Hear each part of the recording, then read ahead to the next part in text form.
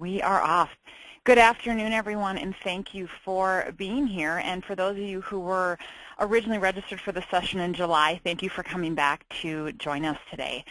So today we really are going to explore four things: what well-being is and why it matters, the important role of thinking and the influence it has on your well-being, the role that coaching plays in all of this, and really details on how can-do health coaching can help support your well-being journey.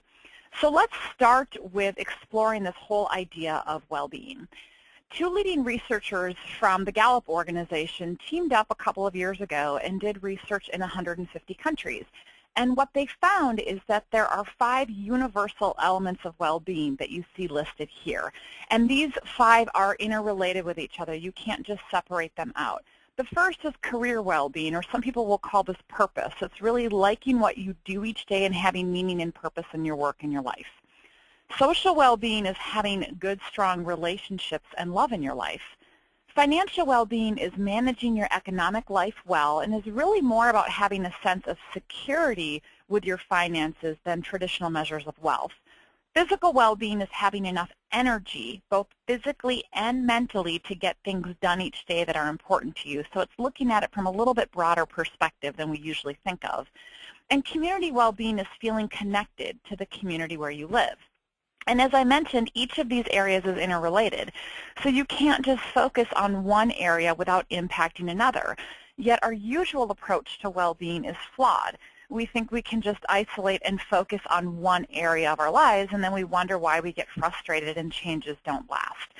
And so while 66% of people are doing well in at least one area of these, just 7% are thriving in all 5 areas of well-being. And if we're struggling in any one of these domains, as most of us are based on the research and the statistics I just shared, it really damages our well-being and wears on our daily life. However, when we can strengthen our well-being in any one of these areas, we will have better days, months, and decades. But we're not getting the most out of our lives unless we're living effectively in all 5. So today I really invite you to think about how you're doing in each area of well-being. And the well-being research is not alone. A few years ago, Dan Buettner, who is actually a local guy here from Minnesota, teamed up with National Geographic and longevity researchers to identify pockets around the world where people lived measurably better. In these blue zones that they called them, they found that people reach age 100 at rates 10 times greater than in the United States. And it's not just that they reach age 100, but they actually have better quality lives. And so after identifying the world's blue zones, Dan and National Geographic took teams of scientists to each location to identify what characteristics explain their longevity. And they found that the lifestyles of all of these blue zones residents shared 9 very specific characteristics they call the Power 9. And so the first is moving their body naturally. They don't go and hammer it out at the gym. They're moving constantly. They're enjoying movement. Movement is just part of their life. Here comes purpose again. They know their purpose. They know what their life is about. They can answer the question, what am I wanting for myself? They take time to downshift. They're not going. They take time to kind of decompress and relax. The 80% rule is something that one of the blue zones calls hara-hachi-bu. And they basically eat until they're 80% full or until they're satisfied, and they're going to be hungry again in 2 or 3 hours. There's a significant plant slant to their diet. Most of their protein sources come from plants and then fish. Very rarely is it coming from meat like it does in our country. Wine at 5 is one that many people enjoy, and it's 1 or 2 glasses of a red wine that has high antioxidants, but it's really also about that social connection. So it's not going off in the corner and drinking wine because you had a bad day, but it's drinking it in community with other people, which feeds into the right tribe. How are you surrounding yourselves? And that kind of feeds into social well-being. On average in this country, they found, I don't know how they come up with these, but we have about 1.4 good relationships, where really we need about 3 to 4 really strong, good, solid relationships. So are you surrounding yourself with the right tribe? And then are you connected with a broader community? Do you have that larger support structure? And do you put your loved ones first? And so I think there's a lot of lessons that we can learn from the well-being research as well as from the Blue Zones work that really helps us look at ourselves and look at this whole idea of well-being in a broader way. And so I want to illustrate it by looking at these two diagrams. So imagine that these two figures you see on your screen represent three-tier wedding cakes. And at the top of each cake in the yellow, you see are the outcomes that you're wanting to achieve in life, whatever that may be. And there are really two parts of ourselves that can contribute to the outcomes that we want to achieve, our work side or our world side, so us out in the world doing things for other people, and our self side, how we view and how we take care of ourselves.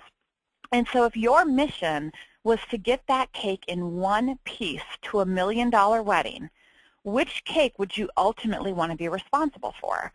My guess is that you all just picked figure A. And why? Because it has a more stable and a better base. And notice what that base is. It's the self side. Yet we are so conditioned in this country to sacrifice ourselves at any cost, and we think we're helping. We'll sacrifice sleep, our own exercise, hobbies, our children's events, and more to work more hours or do things for other people or take on another project for someone else. And we think we're doing good, and our society will even reward it and say, oh, look at, so selfless. And I'm not saying doing things for other people is not good and working hard is not good, but how long can you continue like figure B before you run out of energy and your cake basically topples over?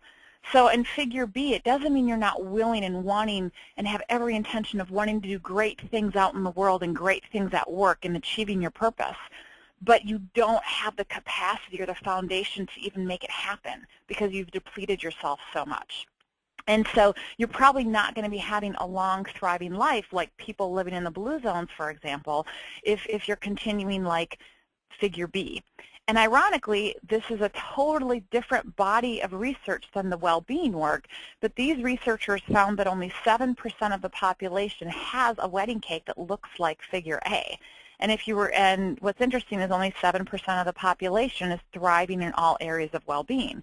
So your self side, your well-being matters. And if you keep depleting yourself, you won't have the energy to enjoy the people and the things that matter to you in life. Are you able to show up in the way that you are really wanting? And so another way to think about this in terms of energy and energy management, again, is how you're showing up both physically and mentally. And every choice we make in our mindset determines the amount of energy we have available to us to put towards what matters in our lives. So are you showing up kind of like George Costanza back on Seinfeld, who's kind of crabby curmudgeon, and this one episode, all he's wanting to do is just find the spot under his desk to take a nap. No energy whatsoever, no motivation to do anything. Or are you more like our friend Richard Simmons, who maybe is over the top for some of us, and maybe his choice of dress wouldn't work in most organizations, but he's out there and he's happy and he's got energy and he's positive. Very, very different perspective to go about our lives. And so with that, I invite you to take a moment, and wherever you're at, maybe in your office, you're at your desk, you're in a conference room, I'm assuming you're not driving if you're on the webinar, and just close your eyes. And just take a couple deep breaths. Let your tongue fall off the roof of your mouth, feet softly planted on the floor.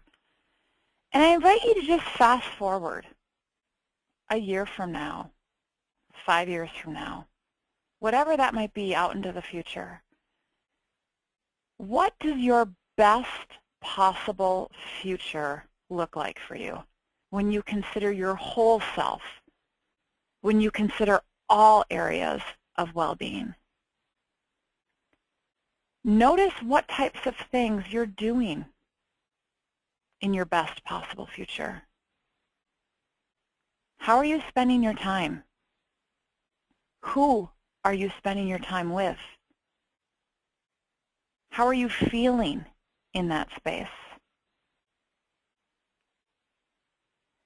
And most importantly, who are you being as you live into your best possible future? Because we're human beings, not human doings.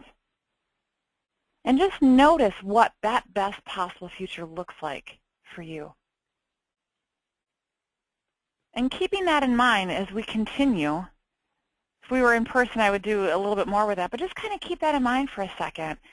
And now that we have this framework on the importance of total well-being, of really looking at yourself as a whole person, of looking at who you're being, let's look at the important role that our thinking plays on our well-being and how that influences the best possible future that you hopefully just started to imagine for yourself.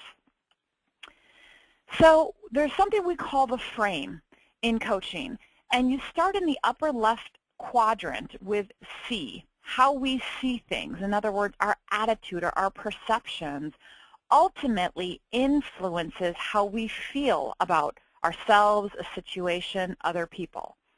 And how we feel about it influences our behavior or what we do.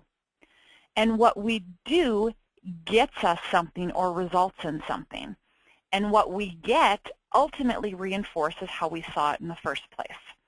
So let me give you an example. Let's say I am going for a walk or a run, and I look over in the woods and I see a tiger. If I see a tiger, I'm probably going to feel scared, probably scared beyond belief. And if I'm scared, what am I likely to do? I'm probably going to run like nobody's business to get away from that danger.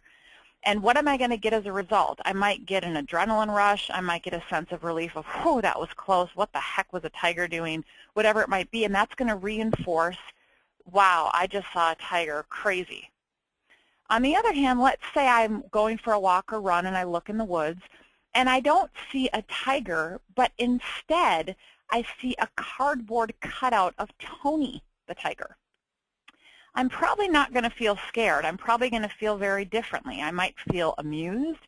I might feel confused, perplexed, but probably not scared. And so my action or my do is going to be very different. Instead of running like nobody's business, maybe I'll just keep walking and ignore it. Maybe I will go up to it and be curious. And so what I'm going to get, the outcome I'm going to get is going to be very different based on what I did. The point is that both do's, both actions are very relevant, but they're totally different based on how I saw the situation. And so how I saw it absolutely justifies what I did. The point here is that our typical approach to making lifestyle changes and behavior change and any changes we want to make in life is that we jump to the lower right quadrant. We jump to the do, and we try to focus on changing behaviors. But behaviors are really a manifestation of our underlying thinking. So unless we focus on building a solid foundation, in other words, the base of that wedding cake, by looking at how we see things and shifting our perspective, we will continue to fall back on habitual behaviors. Lasting change doesn't come from simply doing things differently. It comes from seeing or thinking about things differently. So let's look at how we see things. So if you imagine that really every moment of every day we are basically at this starting point where our thinking can go down one of two paths. In other words, our frame, if you will, can see a tiger or a cardboard cutout of a tiger based on which path we choose. And so the first path is a thoughtful, choiceful, and intentional path that we call the learner. This is where we have almost a childlike curiosity about ourselves, about others, and the world around us. So we're asking questions. What else could be possible? What else happened here? What can I learn? And so on this path, we recognize that there is far more than just what we see or what is apparent to us. And so when we are on this learner path, we are more solution-focused, more thoughtful, mindful, intentional, and really more win-win. The other path that we can go down is really the first path that our brain will go down. It's an automatic path. It's a habitual path. It's called the judger path. And this path leads us to an inherent need to be right and therefore more blame-focused. We blame ourselves. Oh, why did I eat that? Why didn't I go to the gym? Why didn't I tell that person what I really thought? The list goes on and on. Or we blame others or the circumstances. Why does the food industry have to be this? Why are healthy foods so expensive? Why is this person so annoying? Why is traffic so bad? The list goes on and on and on. And this path is very problem-focused, automatic, reactive, and win-lose. The problem is if we stay on this path too long, we end up in this really sad judger pit, or as my psychologist mother refers to it as the stinkin' thinkin' pit. And we stay in it and we don't even know we're in it. But the beautiful thing is when we first can start to be more aware of ourselves, aware of when our thinking is serving us well or not serving us well. So when it's not serving us well and we recognize we're on the judger path, once we recognize it, we're almost back at that starting point, a moment of choice again, and we can get off of it. We simply get off of that judger path by asking learner questions. And we can course correct at any moment, but we have to have that self-awareness.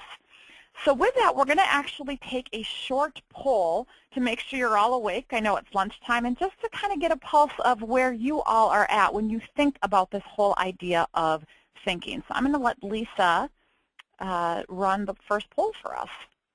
Thanks, Rosie. So here we are. I'm going to bring up this poll for you. You should see it on your screen momentarily here. There is our poll. So which describes your judger thinking? Are you on the judger path most of the time? Are you on the judger path some of the time? Or are you rarely on the judger path? Go ahead and submit your answers, and I will share the results. 9% are on the judger path most of the time. 59% of us are on the judger path some of the time, and 12% of us are rarely on the judger path. All right. Well, the 12%, if you're not already a coach, maybe you want to consider that. So that's great. So let's talk about that. So this is pretty normal. That most of us will visit the judger path. So the 59% of you, and the question is, can we get off of it, and do we recognize when we're there and we don't have collateral damage? And those of you that are on it most of the time, well, hopefully there's some awareness you can start to kind of look at, how could I look at things differently? And the other thing that shows up on this judger path a lot is a lot of all or nothing thinking, black or white thinking, perfectionism. It has to look this way, and if it doesn't, forget it. And we see that a lot, and I'll talk a little bit more about that. So let's continue with this and look at it a slightly different way. So how I see things can be framed in terms of what's known as the line. So when I am above the line in my thinking, when my thinking is serving me well, I tend to be more positive, more optimistic. I feel like I'm in the driver's seat in life. I have more energy and so forth. This is more when I'm on the learner path. When I'm below the line, on the other hand, I tend to be more negative, more pessimistic, low energy, feel like I'm a victim of circumstances.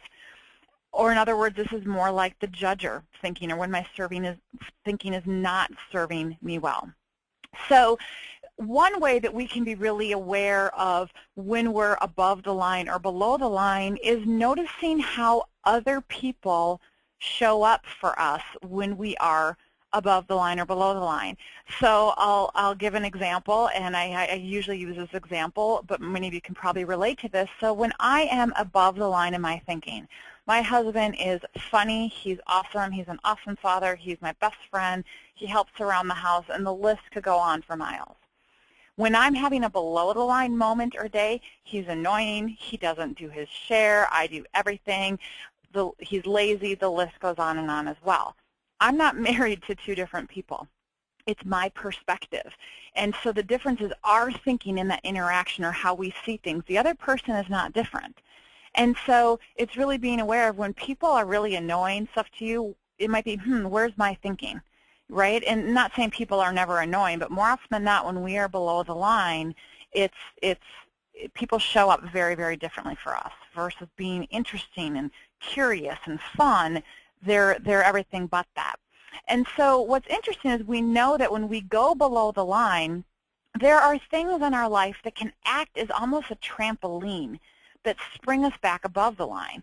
So maybe it's going for a short walk, listening to certain music, watching a funny video clip, talking to someone who's uplifting for you, reading an inspirational quote or passage, those types of things. And so when we recognize that we've gone below the line, or we're on the judger path, we can find those things that can kind of spring us back up. And if we can't spring above the line, then our next best bet is to try to go below the line in kind of a protective bubble so we don't infect those people around us, right? We know that our attitude is very contagious, or how we see things is contagious. So if I am stuck below the line, maybe I just make sure I don't make important decisions that day. Maybe when I go home, I tell my loved ones, not having a good day, I'm going to kind of go hide out in my corner so that I'm not being, unnecessarily evil. Maybe I tell my staff at work, I'm just not having a good day, I'm going to kind of be quiet, and I let them know that so they don't think something's wrong, but it's kind of like, okay, Rosie's off today. And so, because otherwise that negativity spreads like a bad hair day in this cartoon. I'm sending you home, Janice, your bad hair day is infecting the office. And I bet we all know people who practically live below the line. These are the Janices. These are the people who brighten the room when they leave, right?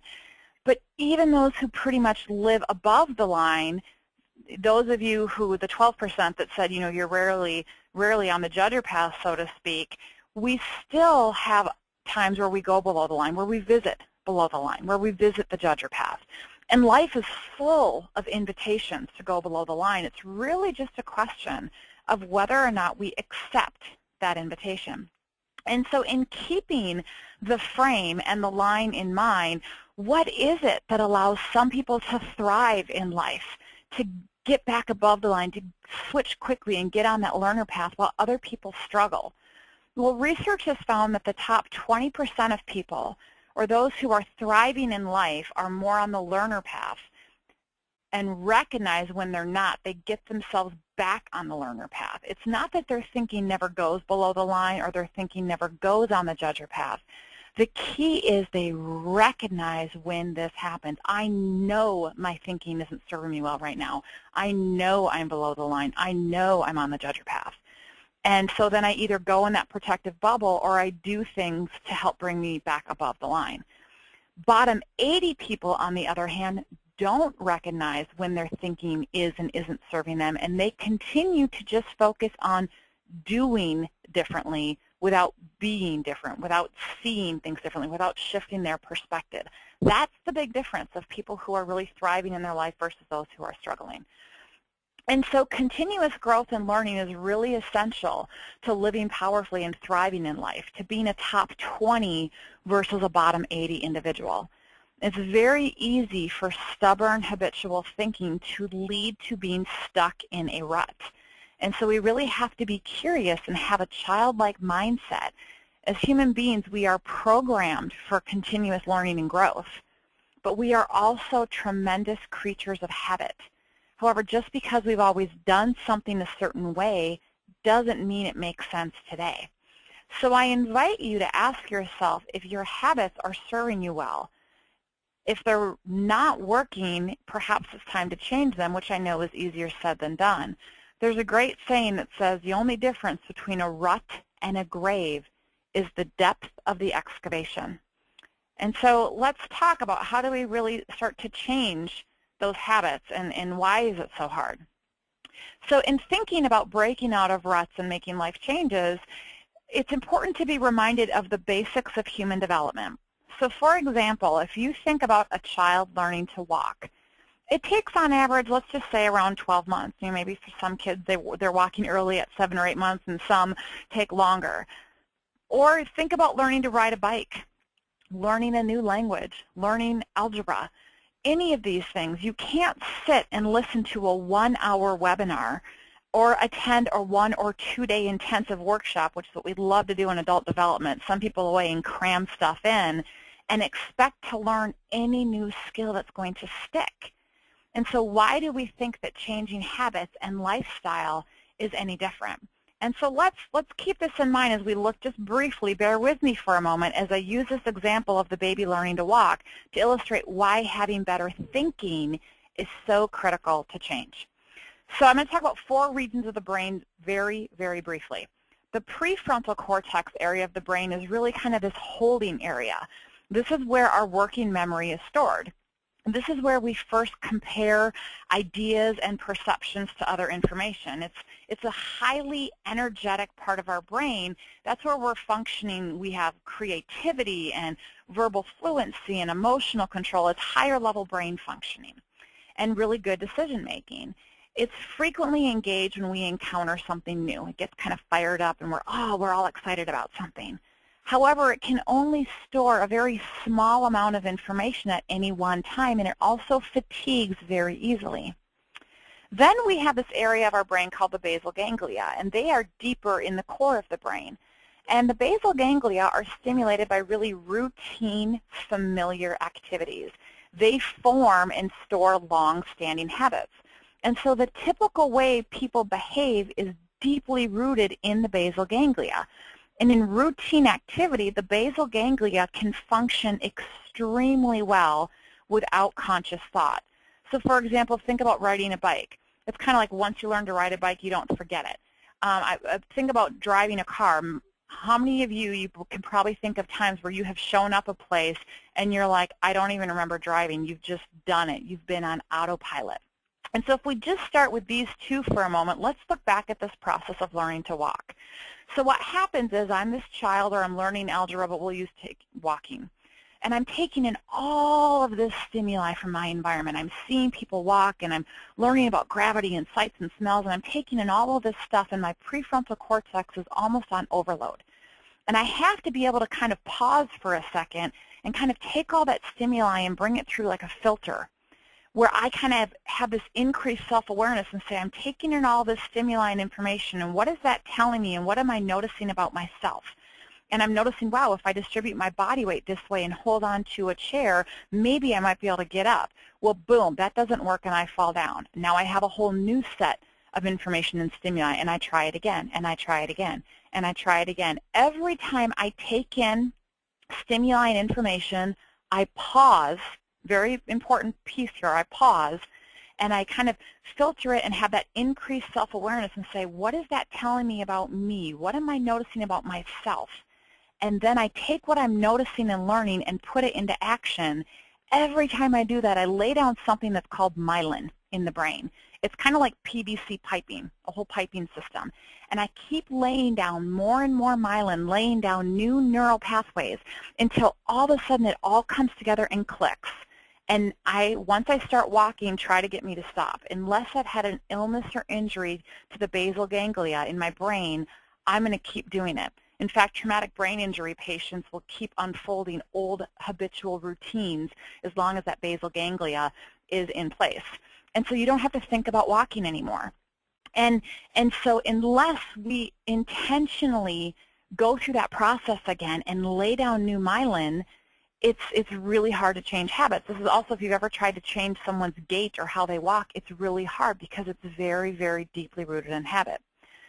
And let's talk about two other things for a moment. So the nucleus accumbens comes into place here, and I want to talk about the limbic system for a moment. So the limbic system is traditionally thought of as this seat of emotions, and it's loaded with cells that are responsible for our feelings and emotions and responsible to fight or flight in response to stressful situations. And the nucleus accumbens really kind of releases almost this endorphin-like response when we get to think for ourselves. So when we get to have that prefrontal cortex stimulated, this other part of our brain really releases all these chemicals that's like, it's like the pleasure center of our brain. And the reason I'm bringing this up is that I think it's helpful to realize that it's not just that people are stubborn or anything like that, and really understanding the complexities of what it takes to actually create a new habit. But if you go back to a child learning to walk, most babies don't just say, I give up, it's too hard. They're on a mission. They have a purpose. I'm going to figure out how to do this. And so really having that vision of that best possible future and clarity about where you're going can help guide you with some of this. And with having that understanding of our brain's role in change, it makes sense that most behavior change programs don't work long-term and are not sustainable. It's because things are typically crammed in during a short time period, and it's all about skills or the do. If you think about that frame, that lower right quadrant, the do, not developing new thinking or seeing things differently. And so it's counterintuitive, and we keep shooting ourselves in the foot. And the reality is that habits emerge because our brain looks for ways to conserve effort. An efficient brain lets us not think about walking or eating or even driving so that we have energy left for innovation. And so if you think about this habit loop, and you start over on the left with a cue, there's some kind of cue. It could be a thought, a feeling, something in the environment. Whatever it is tells the brain to go into autopilot mode. And then the routine unfolds, and we get some kind of reward. And that reward could be something as simple as, oh, that was familiar, oh, that was easy, oh, yay, that's done. It's not as complex, if you will, of a mouse getting cheese. It could just be like, oh, yeah, okay, done that before. I put my key in the ignition, oh, that's familiar. And now, boom, the routine unfolds, and I've done this a million times. I don't have to think about driving. And so when a habit emerges, the brain stops fully participating in decision-making and diverts focus to other tasks. So unless you deliberately fight a habit by either finding new routines or rewriting new neural pathways by laying down new myelin, as I talked about, this pattern is going to unfold automatically. And habits are very persistent and resistant to change. They don't go away just because we suddenly feel motivated. And to add to this complicated dynamic, as human beings, we're powerfully pulled towards immediate gratification, even if it's undermining our own long-term well-being.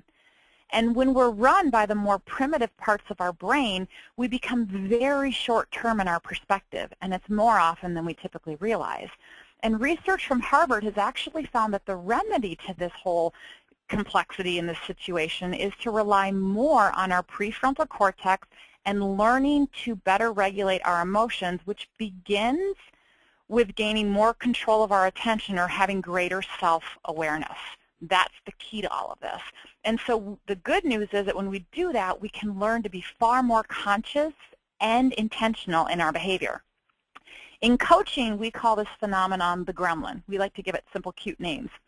This is the part of our brain and thinking that wants immediate gratification, prefers the status quo even when the status quo isn't serving us well.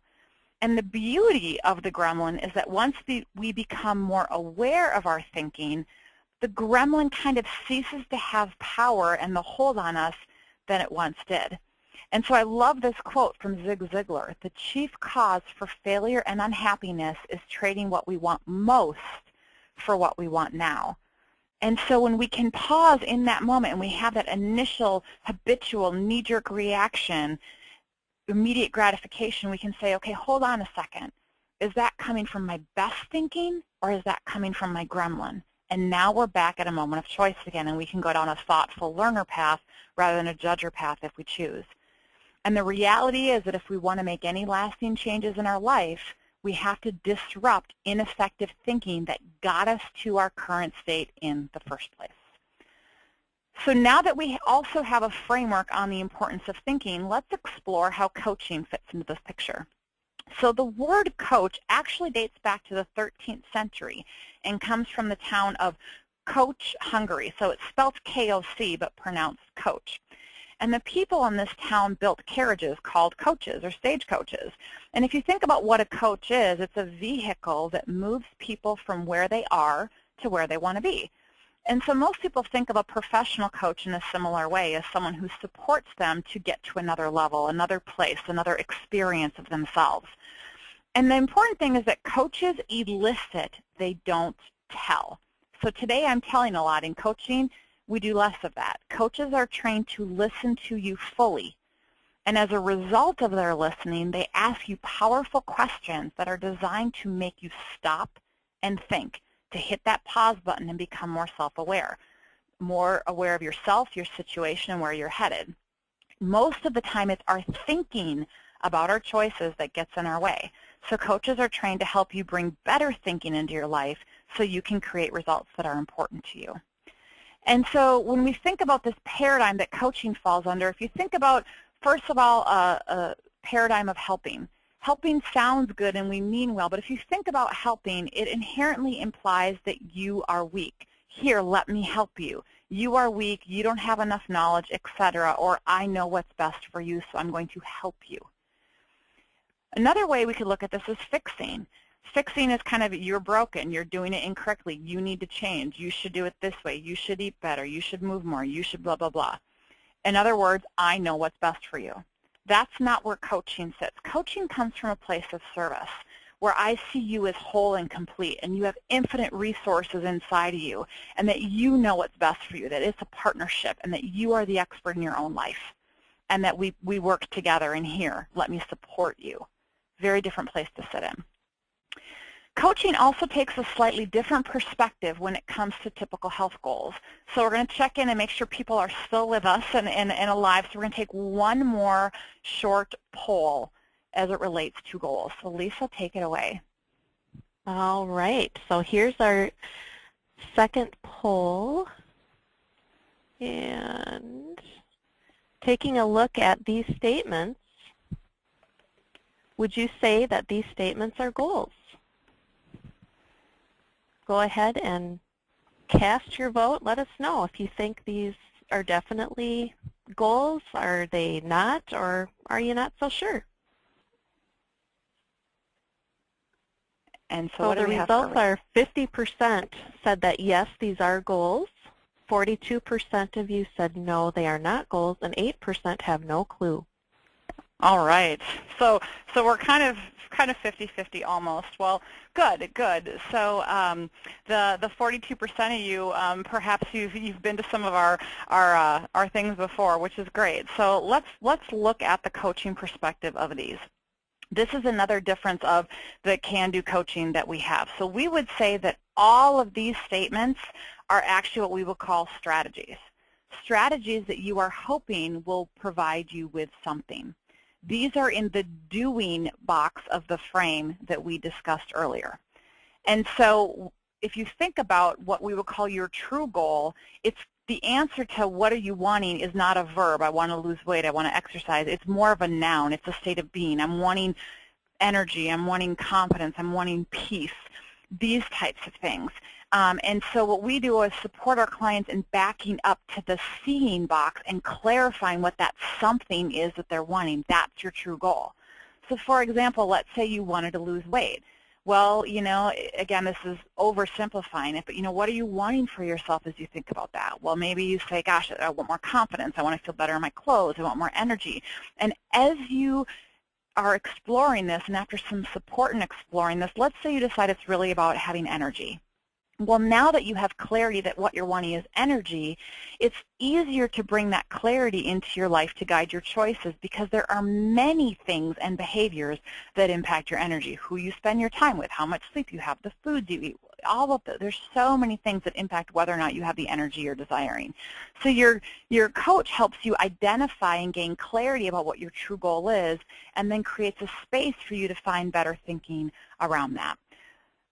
So now let's explore how can-do health coaching fits into this whole picture. And so up until a few months ago, can-do primarily focused on weight loss, and we still support people wanting to lose weight. But we really support all other aspects of whole being, and we take a different approach, focusing first on self-awareness and shifting thinking so you can gain clarity about what you're wanting for yourself, and then from there, from that clarity, let that inform your do, let that inform your choices. And I'm going to talk more about our various well-being tracks in a moment, but the big difference with can-do health coaching is that while people enroll in a specific well-being track, we coach the whole person regardless of what brings you to us. So we recognize that you are far more than your well-being topic or your health state, that you are a whole complex being, and we support you in that way, focusing first and foremost on helping you recognize when your thinking is and isn't serving you well, and how to bring forward better thinking versus your gremlin, so to speak, so you can create results that are important to you in all areas of well-being. Focusing on sustainability first and foremost involves attitude and bringing more effective thinking into your life, and then we also focus on what we call appetite and activity and how all three interrelate to your total well-being. By starting with changing attitudes, we find people saying that thinking differently helps them in a variety of areas of life, from viewing food and movement as powerful sources of energy versus a necessary evil to meet a weight goal, to having more self-compassion and embracing what it means to be human. These are just some of the shifts that happen when we look at changing attitudes. The challenge becomes that in our crazy busy world, we end up spending more time as human doings rather than as human beings. And finding our best thinking requires temporarily hitting that pause button, as I mentioned earlier. So let's think about golf for a second. The etiquette in golf is to be quiet and create that respectful place for the golfer to think, because there are so many complexities involved with a golf stroke.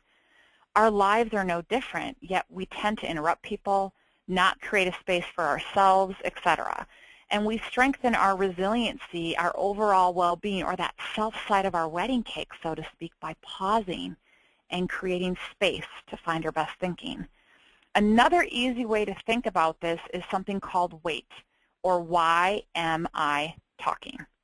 And silence is really a good thing and creates a space for self-awareness. So silence, having to stop, having to think, not being able to answer a question right away are all good things in a coaching conversation, because it means new thinking is being elicited. So again, we have to be self-aware before we can make intentional, thoughtful change, and we have to be self-aware of our own thinking in order to be on a learner path. And the more you engage in better thinking, in learner or above-the-line thinking, the more you are fully experiencing your life. So in moments of decision-making, what you know isn't enough. You have to be able to call on more about what you know and what you want for yourself. So the goal of working with a can-do health coach is to know yourself at a different level and really be able to be the full expression of your full potential, of what matters to you, not to change yourself to meet some external idea. So you can look in the mirror, so to speak, here like Billy Williams and have new insights and excitement. You're totally self-aware. You have a new awakening about yourself to help you move forward on your well-being journey. I just love this photo. And so these are the 5 well-being tracks that you can choose from to enroll in Can-Do Health Coaching Services. And for each track, we have a wide variety of evidence-based, high-quality resources, handouts, introspective homework exercises, and more that we may provide you throughout your coaching engagement. And again, while you enroll in a specific track, we ultimately coach you, not the topic. And so because life is messy, we want you to be able to make better decisions regardless of what life throws at you, not try to rearrange your life to meet program requirements. So your coach works with you and provides information and additional support at a pace that makes sense for you. So that said, I want to spend just a few minutes giving you a little more detail on the specifics of each track. So first, when you enroll in Can-Do, you complete a short enrollment survey online that will vary slightly based on the track that you choose. You will also be asked to complete a short follow-up survey at 6 months and again at 12 months so that we can see how your Can-Do health coaching journey has impacted you. And one area of consistency across tracks is what we call the Can-Do 7. We ask you to rate yourself in the 7 areas of well-being listed here on a scale from 1 to 10, 1 being low or poor, and 10 being high or excellent. And regardless of your track, we support you as a whole person, recognizing how everything is interrelated. And we know from the research that your perception of these is really, really powerful indicator of your overall well-being. So again, we're asking these about you no matter what track you enroll in. And so now let's say you are enrolled into the first track, which is Manage Your Weight. In our Manage Your Weight track, we support clients who are wanting to lose weight, but we take a very different approach, one that is sustainable. Diets work in the short term, but 95% of people regain weight and then some. So we support our clients in getting out of what we call quote-unquote diet head and focusing on the weight and instead looking at the choices that they make. And so the goal is really more of a sustainable 10% weight loss over 6 months, but we talk about using other feedback mechanisms besides the scale. So for those who want it, we have them complete a food diary and then create, I would say this lightly, a food plan that is really more to be used as a guideline to support making better choices. So we base the food plan off of a total caloric intake that supports that 10% weight loss, but we don't want people counting calories. So the food plan is based off of serving sizes and learning to really identify what foods work and don't work for you. The overarching principle we encourage throughout this is becoming more of a mindful eater. So you're creating a healthy relationship with food instead of the self-blame, good food, bad food mentality that really isn't productive or sustainable. We can also work with clients to create an activity plan, which I'll talk more about in a minute. And most of our clients lose weight, but what they gain is really far more profound. They realize that most of the time it's not about the weight. The weight has been a symptom of other issues. And so with that, many report now having a better relationship with themselves, with food, having more energy, more confidence, and creating healthier habits they feel they can sustain for a lifetime. And when thinking, eating, habits, and more improve, weight will eventually normalize for you. And so the next track that we have is manage your stress and build resiliency. So we know that we are living in increasingly stressful times. And stress actually shuts down our higher level brain functioning, leading to below the line and judge your thinking. So it becomes even more important to be aware of when your thinking is and isn't serving you well, and to build skills to become more resilient. That allows you to thrive in the face of uncertainty and change. Because we know the only thing that's absolutely certain in this life besides death and taxes is change. And so in our Manage Your Stress, Build Resiliency track, we have clients complete a time inventory exercise and an energy drainer exercise.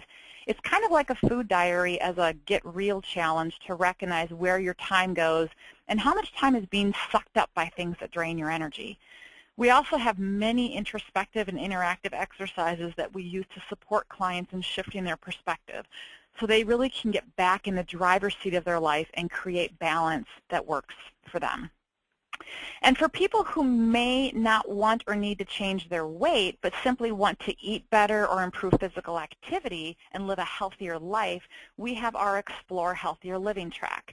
Again, we help people first be more aware of their own thinking, of when it is and isn't serving them, and how that can get in their way when they're trying to live a healthier life. Similar to the Manage Your Weight track, we can also support clients by having them complete a food diary, and from there we can create a food plan that's really more to be used as a guideline to support making better choices. And then instead of picking a total caloric intake that supports weight loss, we would base the plan off of weight maintenance or whatever your goals might be. And again, using serving sizes and learning to identify what foods do and don't work for you, focusing again on that mindful eating and the functional role that food plays in your body.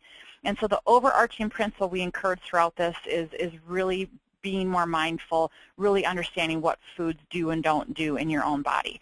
We also can work with clients to create and tweak an activity plan that looks at movement more holistically, which I'm going to talk about next. So when you think about moving your body in a holistic way, moving naturally like the Blue Zones principles, as I described 4 individuals, I invite you to think about which person best describes you. So I'm going to start in the upper left quadrant with William Weekend Warrior. William Weekend Warrior is pretty sedentary all week, really doesn't move much during the week. Sedentary job, sits on the couch a lot, and then on the weekend he just goes crazy. Pounds out 5Ks on the weekend, will play sports, all those types of things, and just cramming everything into 1 or 2 days on the weekend. Then we have Olivia on the go. She formally exercises during the weeks and the weekend. She probably works out maybe 3 to 5 times a week. She's also on the go regularly throughout the day. She takes walking breaks. She parks further away in the parking lot. She's always running errands. Maybe she stands a lot at work, etc. Like, she does not stop moving. Then you have sedentary Sally. Doesn't do formal exercise and really doesn't move much. Pretty much sits most of the day. And then you have Frank Fidgeter. Frank Fidgeter doesn't really do any formal exercise, but he can never sit still. He's taking walking breaks and parking further away and always on the go, always moving, always fidgeting, can maybe drive some people nuts. And so when you think about these people, if we look on the vertical axis is what we call EAT, or exercise activity thermogenesis, what we typically think of as structured exercise.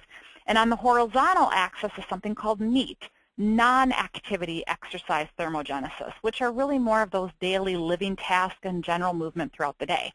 And what we know from the research is that you can perform that EAT activity or go to the gym for an hour, But if you're sedentary the rest of the day, it basically negates the benefits of that exercise session. So we try to encourage our clients to look at movement holistically to have both NEAT and EAT activity. We also have Living Well with a Chronic Condition track. We know that a growing number of people have chronic health conditions, but we also know that you can still live a life you love in spite of having an ongoing health condition. And so regardless of your health condition, it might be, yes, we do see people with chronic depression and COPD and asthma and chronic back pain, and it is a wide variety. We support you in learning to accept your condition and then reframe how you view your health and well-being in the context of that condition. Again, we use really introspective exercises and listening and questioning designed to support you in finding your best thinking. And then we help create a framework for you to be able to make better choices to effectively manage your condition, reduce stress, and communicate more effectively with your healthcare team. And finally, our coaches are all trained tobacco treatment specialists with the Mayo Clinic, and again, not surprisingly, we take a more holistic approach to supporting people in quitting tobacco. So we help clients gain greater awareness of what they're wanting from being tobacco-free and the thinking that guides their choices, so they can move beyond that gremlin in that moment, that willpower, to making choices that make more sense when it comes to living a tobacco-free life. And successfully quitting tobacco requires making better choices. However, that's difficult to do when your physical body is dealing with cravings and nicotine withdrawal. So we work with clients to identify what nicotine replacement therapy will work the best for them, help them set a quit date, and then support them through the entire process. And since stress is a leading trigger for using tobacco, we then incorporate aspects of our Manage Your Stress track that I just reviewed to help support finding other ways besides tobacco to cope with life's challenges. So at the end of the day, whatever track you choose, we support the whole you, and it's about bringing better thinking into your life, not trying to achieve perfection, because perfection is really a myth, and we are all beautifully human. So once you select and enroll in the track, this is what a typical health coaching engagement looks like with us. It's all about you. Your coach will bring forward various tools and resources and exercises needed, but nothing is cookie cutter. It's not content or program focused, it's person focused.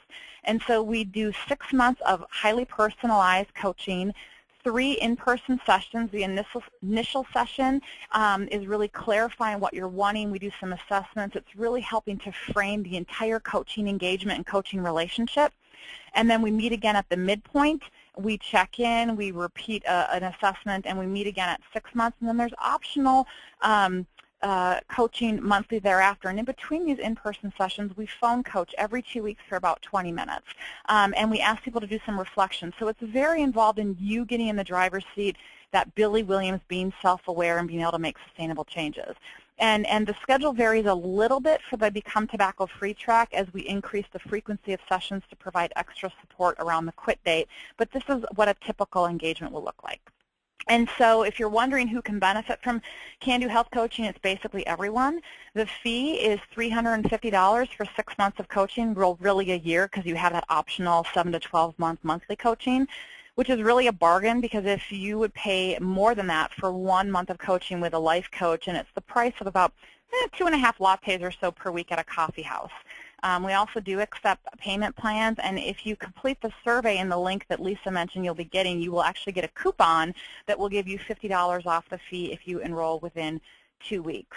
Fairview employees or family members with certain preferred One Health plans can also be eligible for 100% reimbursement after completing 5 months of coaching. And if you're a patient or employee of a Fairview Health Network clinic, you can actually participate for only $200, and we do verify your clinic's eligibility when you call to arrange your payment. But your well-being and happiness is absolutely priceless.